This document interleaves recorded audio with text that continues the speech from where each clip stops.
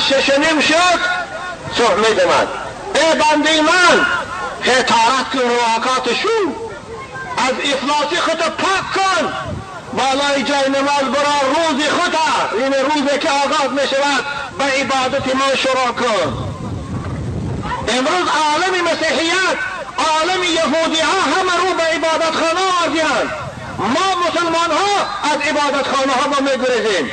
مسجد اگر در قشناق باشد، از 500 اهالی که در قشناق زندگی میکنه خواه 4 مسجد مسجد میرد، خواه 5 تاش میرود، دیگر همه مرده بارین خواب است. مگر شرم نمیدارد همه آدمایی که مسجد نمیرن خدا شما مسلمان میبیان؟ مگر ایزا نمیکشد؟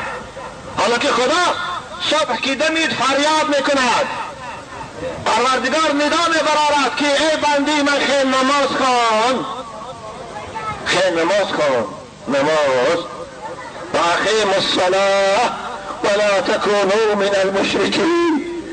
بندی من خیل نماز خوان، اگر نماز نخوانی تو کافری. خدا گفتی صدای این من نمیگم. بنابر نفس داند که هر چیزی که الان از زبان من میشونه این سخن شریعت است، این حکم خداست، این حکم پیغمبر است. همان خدایی که بعد یه هفته اکثر تا پیش آیه میری تابوت سوار هر روز دیده سده بردی سادن، شما از وای مستثنا نیستی، حتما روز با حسرت میره پیش همون خدا. از این سوال شما رو میپرسد. نماز خوان، نماز نمیخوانی بامداد. من افسوس میخورم که مسلمان های ما اگر کارش اسم شب باشد ساعتی 4 محیز از کار میره پیاده تا جای کارش، اما برای نماز بامداد نه. من مادرها رو خواهرها رو میبینی یکان کار پیشتر شهر رو ساعتی 6 سحر در اسنافا خونه خورده ایستادیه برای تکسی کار رفتن، اما نماز باشد نه. مسلمان نماز مسجد نمیرند. برای خاطر چی؟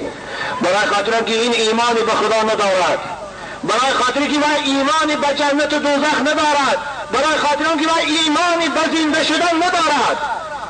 و اگر ایمان نداشت از ترس خدا سحر یک صبح که میدونید سر اسلام میخیر طهارت میکرد، لباسکای خوش روشه میپوشید، مسجد میره، در مسجد رو به سوی قبله 2 رکعت نماز بامداد با جماعت میخوان. قومای عزیز، اگر شما برای نماز بامداد وقتی خود جدا کنه همگی 10 دقیقه وقتی شما میرود.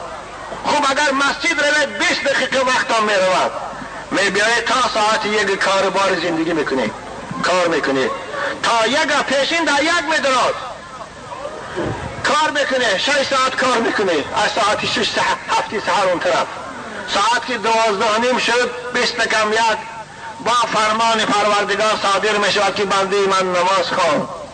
وقتی پیشین شد طهارت میکنی، با دویده مسجد میری. خوب اگر در کارخانه باشی طهارت میکنی، در همونجا 4 رکعت فرض پیشین میخوانی، 10 دقیقه وقت صرف میشود. با ساعت 4:30 نماز عصر میدرد، در خانه باشی با طهارت میکنی، با 4 رکعت عصر میخوانی. شام شد ساعت 6 5 رکعت نماز شام میخوانی. خفتن شد 9 رکعت، یعنی 20 دقیقه. همشه اگر ما حساب کنیم 1 ساعت وقتی ما رو میگیرد. 1 ساعت در 24 ساعته که خدا در اختیار ما داد، 1 ساعت از ما بندگیش طلب میکند.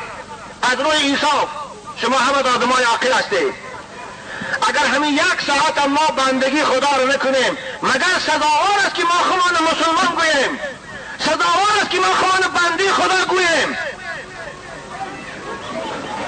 5 بار فرمان خدا رو در یک روز به نماز آدم رد میکند. اگر حکومت رئیس شهر یا رئیس کابینه رئیس ناحیه داد 1 بار فرمان تیاد زیر دستاش اگر اجرا میکنه همون رای کار پیش میکند. اگر معلم مکتب نرود یا روز رهبریت مکتب رو از کار پیش میکند، برای که خدایی که شما را اینقدر نعمت داد در هر روز 5 بار نماز خواهد بیاد قبول نمیکنه، نماز نمیخواند و شما را به بندگیش قبول میکنه. برای چی؟ باید قبول نمیکند. او آدمای بے نمازه که در تابوت میبرنشان وی درده که اون نمازی جنازه فریب ای واللهی وی برای تسلی دلی وارثاش میخوانند، وی فایده ندارد وقتی که نماز نمیخوانی. جنازه برای مؤمن است، بندگان مؤمن من نمازی جنازه خواند. نماز نمیخواندگی مؤمن نیست، خاطراتون جمع کنیتان. نماز نمیخواندگی خدا قرآن مؤمن نگفت است اقیموا الصلاة ولا تکونوا من المشرکین. آخر حکومت 60 مایلیک میتید، اگر یک روز کار دنیوی جزا میتید. خدایی که این هوا رو در اختیارشون، این اکسیژنی که داد نفس میکشه، این هوای تازه بنا میریموز خیمیکا و یا اکسیژن میبین و یه مندله آمد و یه خدا آفر دیگه است. اگر این هوا رو پروردگار یک روز زهرآلود کند کنی نفس کش، کنی زندگی کن. با گفت سعدی شیرازی ابر و باد و مه و خورشید و فلک در کارند. ابرها در کارند، آفتاب در کار است. من آفتاب نباشه نه گندم میپزد، نه پیاز شما میپزد، نه سبزی تا میپزد، نه پخته تا میپزد.